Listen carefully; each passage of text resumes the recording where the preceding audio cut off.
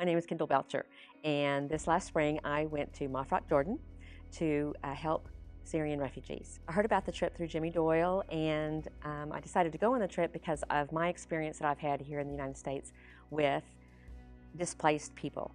I have met and befriended, and actually they've become family, to international Muslim students.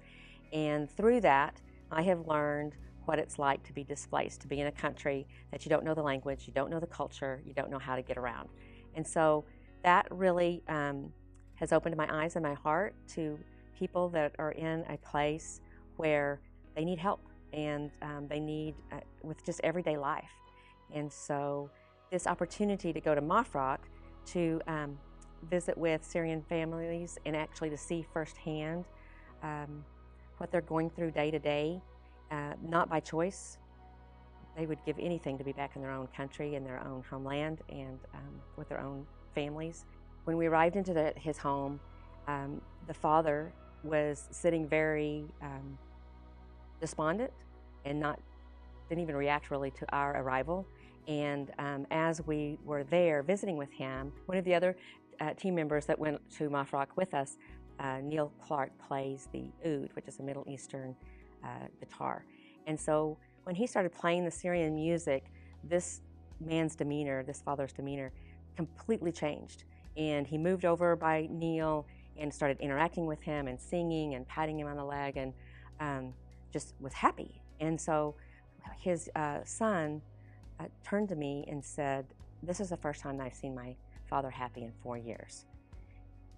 And it just breaks your heart to think that they are, there's no music, there's no job, there's no, every single day looks exactly the same.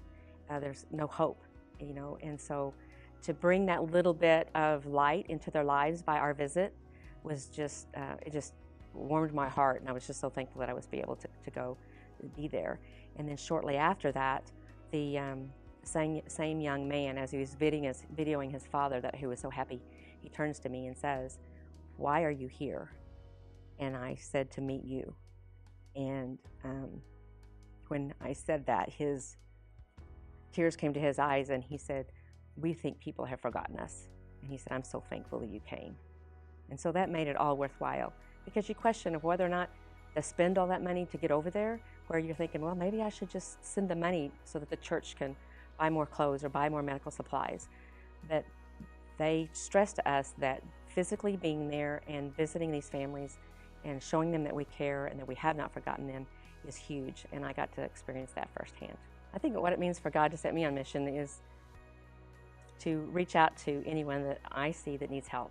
And sometimes that may be in the local grocery store, or standing in line at the Department of Motor Vehicles, or going across the country, going across the world.